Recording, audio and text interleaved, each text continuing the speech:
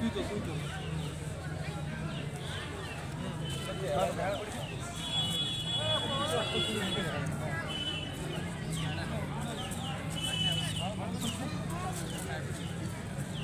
বারবার কথাটা বলা ঠিক নয়। আমরা সকলেই মানুষ, সকলে আমরা জানি যে এটা মাঠের একটা হচ্ছে গেট। আমরা গেটের মধ্যে যারা আমরা দাঁড়িয়ে আছি, তো সাথীবাজের ভেতরে প্রবেশ করা খুব কষ্ট হচ্ছে। তো নবীর উম্মত হচ্ছে উনি যে নবীর উম্মত কেউকে কষ্ট দিবে না। আজকে আমি যদি গেটের মধ্যে ভিড় করি, তা আমার জন্য আমার একটা সাথী হয়ে কষ্ট হয়।